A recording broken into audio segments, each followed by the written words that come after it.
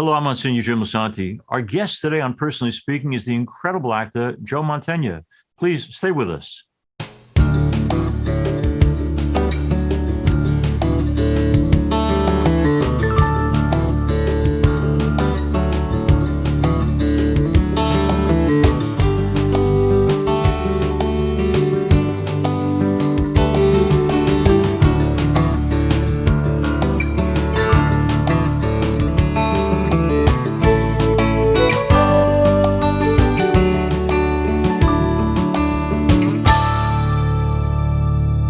Hello and welcome to Personally Speaking. I'm your host, Monsignor Jim Lisanti, and veteran actor Joe Mantegna joins us now. Joe has had a long and successful career that spans nearly 50 years and 150 credits, from The Money Pit and Three Amigos to The Simpsons and Criminal Minds. His latest project, the Amazon series As We See It, hits closer to home than anything else Joe has ever done. The show, which is now streaming, follows three young adults on the autism spectrum as they maneuver through life and try to fit into society. Joe plays the father of one of the characters, Jack. Joe's own daughter, Mia, is on the autism spectrum, and it's his personal experience that made him feel a deep emotional connection to this role. Joe is here with us today to talk about this role, his life, his career, his family, and the values that matter the most to him. Joining me now, I'm so pleased to welcome to Personally Speaking the wonderful, the talented actor, Joe Mantegna. Joe, first thing, as I see it, the wonderful show we're going to talk about today on Amazon that you're working with. For folks who throw the term around a lot but don't know what it is, what is autism actually? Well, that's a good question. It's that's a very good question, because I just recently I'd heard something that kind of made a lot of sense. They says, when you meet a person with autism, you've met a person with autism. And I guess by that, the meaning behind that is that it's such a divergent kind of spectrum, people who are on the autism spectrum.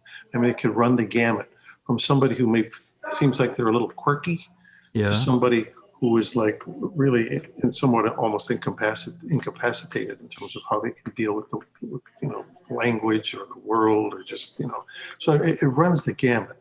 Like my daughter, who's right downstairs right now, is 35 years old. She functions fairly well. I mean, she takes care of herself. She's very independent. But when her language is such that it's almost like as if English is her second language, and we don't know what that first language is, kind of thing. Okay. So her communication is impacted. And certain things, she's savant in some areas, like in terms of her memory, in terms of art, some other things. And then some things, she's like maybe like a 12-year-old, and can't tie her shoes and stuff. So it's hard to say what exactly to try to put in a sentence. What is that? Right. But it is because it can manifest itself in many different ways.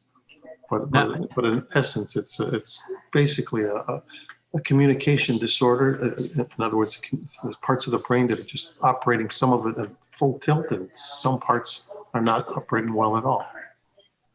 Joe, did you and Arlene, this is now 30 years ago that you get the diagnosis, did you know anything about autism at that point? Very little. I mean, this was like 1990 when she was diagnosed. And, there was awareness of it.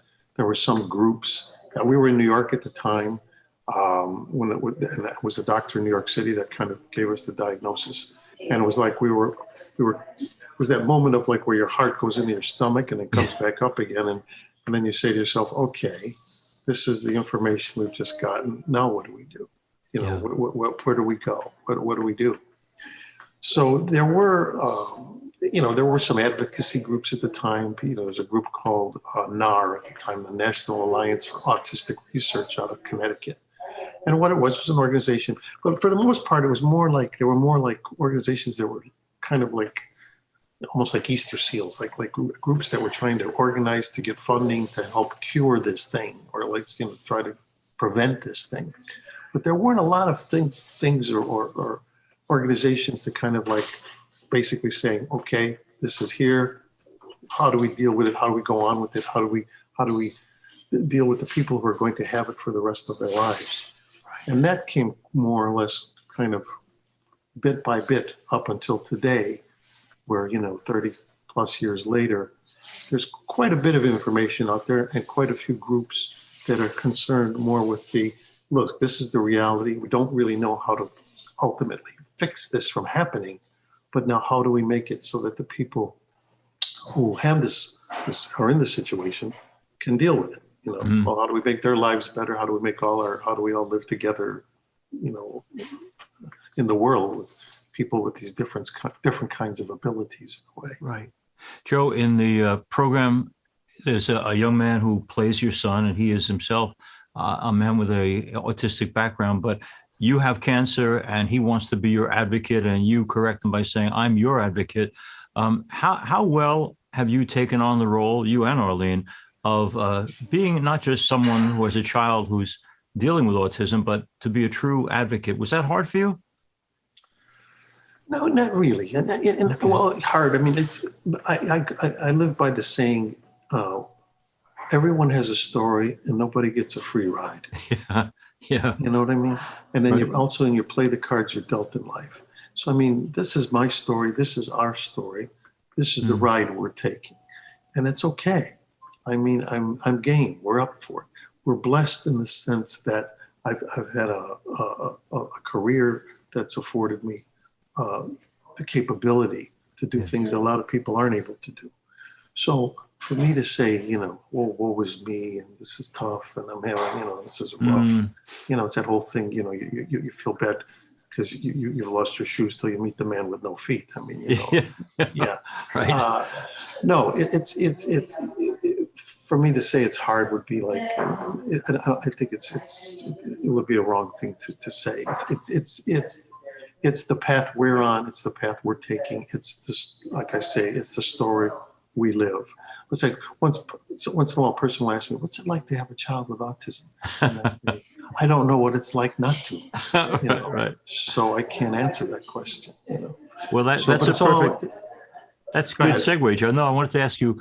I don't know what it's like to have a child who doesn't have autism, but you have another child. I'm just wondering, when you have one child who's facing special challenges and you have another child who's not facing those same challenges, how do you balance as parents making sure that you provide enough love and support equally for both?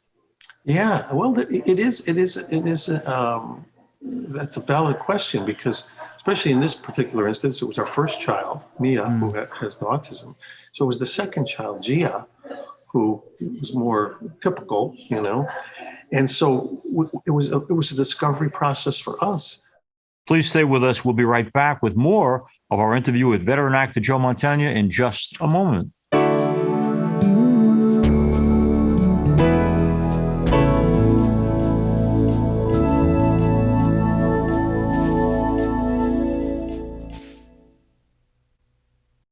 I was actually raised in the Catholic Church. I went to grade school through 6th grade, and pretty much about the time I went to high school, I stopped attending church and really didn't think much more about it for a number of years. The return to church, the Catholic Church, was somewhat of an evolution. I thought I knew what the Catholic Church believed and taught, but learned very quickly from somebody who knew far more about the Bible than I ever hoped to know. I learned that the Catholic Church, what it truly taught, and that's where I needed to be. I'm a recovered alcoholic and drug addict. Without God in my life, I'd probably be dead. God has literally saved my life. I feel like I'm truly on the road to the fulfillment of really all of my desires, which is ultimately to spend eternity in heaven with myself and my family. If you've been away from the Catholic Church for whatever reason, we invite you to take another look. Visit CatholicsComeHome.org today. As a mother, you don't want to have to worry about this bill is coming, but then she needs this chemo. That's a decision you shouldn't have to make. It's a huge burden lifted financially, and so it allows you to give singular focus to your child. I've never known a hospital that takes care of their patients so thoroughly. That was the first thing I was like, how are we going to do this? When they told us that we didn't have to pay a single bill, I was like, wow. They pretty much have saved us. It's like the world has been lifted off of your shoulders. And now your focus is supporting this child. There is not another hospital like St. Jude. The patient care is unmatchable. It saved my life. It saved my daughter's life. It saved our family. St. Jude Children's Research Hospital. Finding cures, saving children. Learn more at stjude.org. I'm in almost every school bus and classroom. I go to school with your children. We say the Pledge of Allegiance together. You see me around the neighborhood and you tell me that I'm a pretty good kid. Well, I'm one out of every 5 children in America, and I'm struggling with hunger. This problem is closer than you think. My teacher tells me we can grow up to be whatever we want. I want to grow up to be someone who doesn't go to bed hungry. There's enough food in this country to feed everybody. Please visit feedingamerica.org today and find your local food bank for ways to help. Every dollar you donate helps provide 8 meals for kids like me, quietly struggling with hunger. Together, we are Feeding America, brought to you by Feeding America and the Ad Council.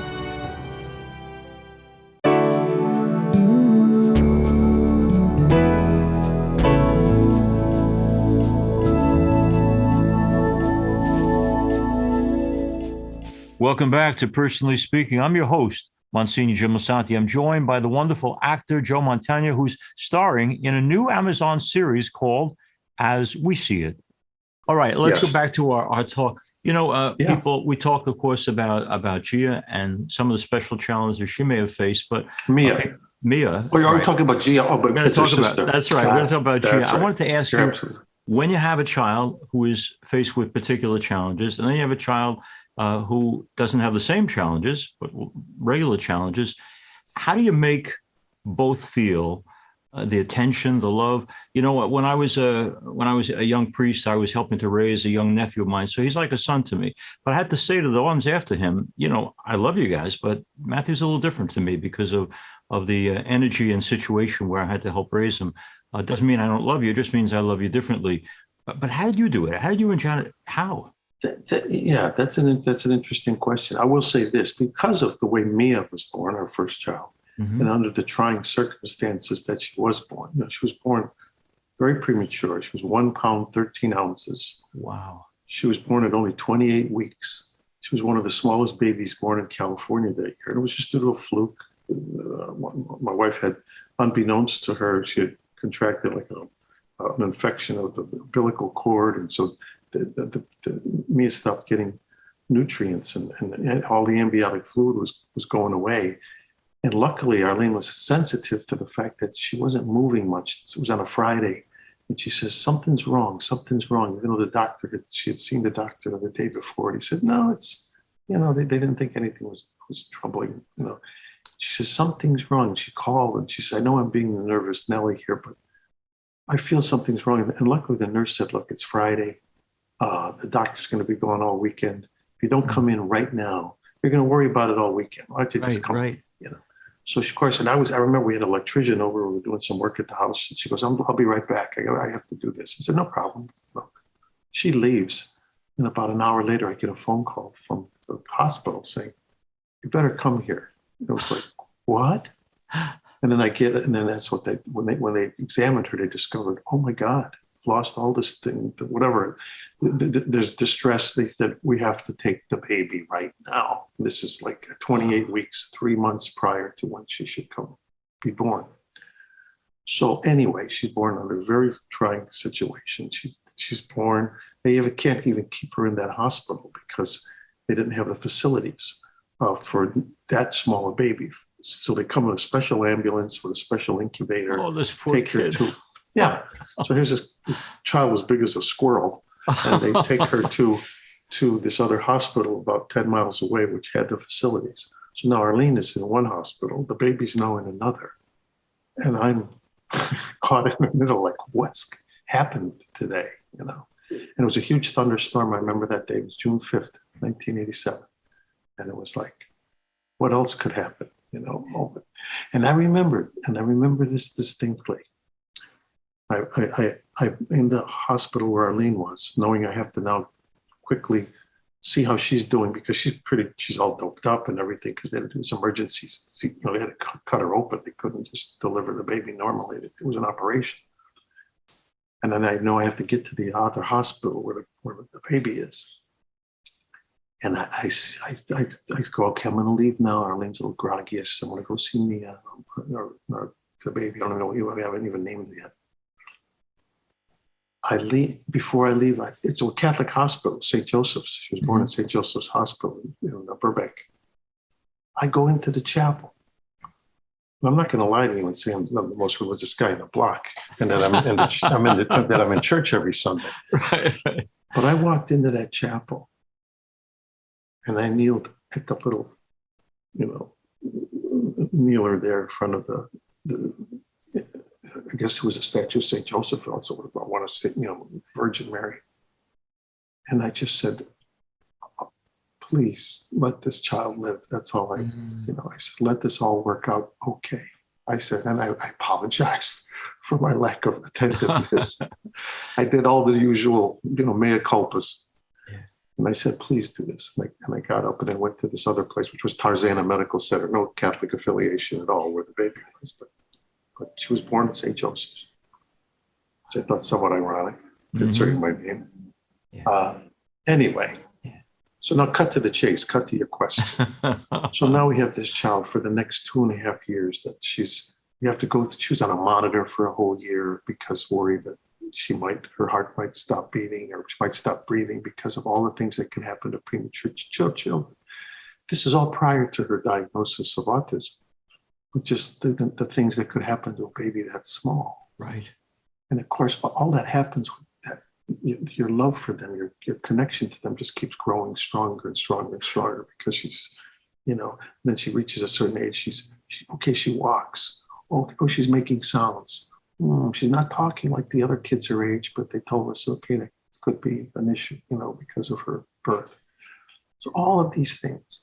So then now what happens? She's about 2 years old. Arlene comes home from a routine exam and says, I'm pregnant.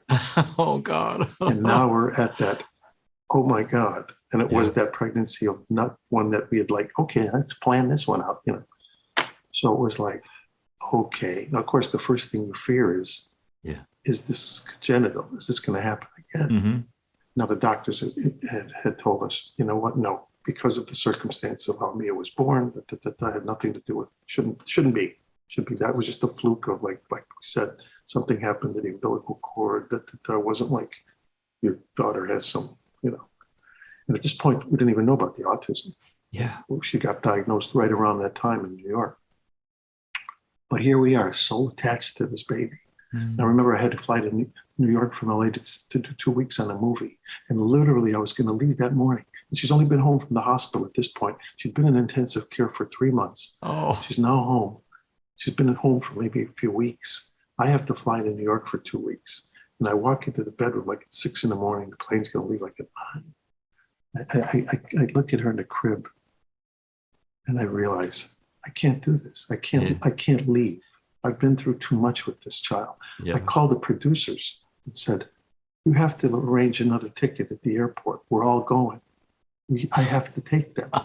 And thank God he totally understood. I mean, he understood my circumstance. He went, Joe, stop. Don't be a ticket at the, Mia didn't need a ticket. She's this big. So they came, and we all went to New York. And I had to do that. And I realized from that point on, we're all going to have to go together. We got to do this together, because I don't want to not be there if something goes wrong again. So anyway, now let's cut to, so now we're in New York. Mia's been diagnosed with her autism. Arlene is still pregnant. I would fly to Italy because I'm working on Godfather 3, so we're in Rome. Oh, okay. Got all this in our heads. We got, okay, when we get back to the States, and I'm doing a Woody Allen picture on top of it. So I know we're going to be in New York for an extended period for about 9 months. This is 1990. It's all this is in our head. Plus, we're going to have this other child. And then, as it turns out, on April 17th, and it had to be an arranged delivery because of the operation to deliver Mia. There was no way Arlene could naturally deliver again because of the surgery they had to do. They had to also do a cesarean to take Gia out. And they had to take her out 4 weeks early because they couldn't let her go full term because of the operation they had done for me a weekend. You know, it was just too risky to let her go full term. So on top of it, we're thinking, well, now we have to deliver this one premature. But they told us, no, 4 weeks is doable. It's not 3 months early, 4 weeks. You know, she might be a little smaller than normal, which she was, but she was like 4 pounds instead of, Okay. me, it was 1 pound, 13 ounces. Right. So now G is born. And then I remember she had as she was born, they said to us, well, she's got this little thing. It happens sometimes. She has to stay in the hospital an extra 48 hours just to, you know, and I'm like, they saw me go pale because they knew this. And they said, no, really, this is not. And I said, look, they said, no. And they were right. She was there like an extra 2 days. And then we all went home.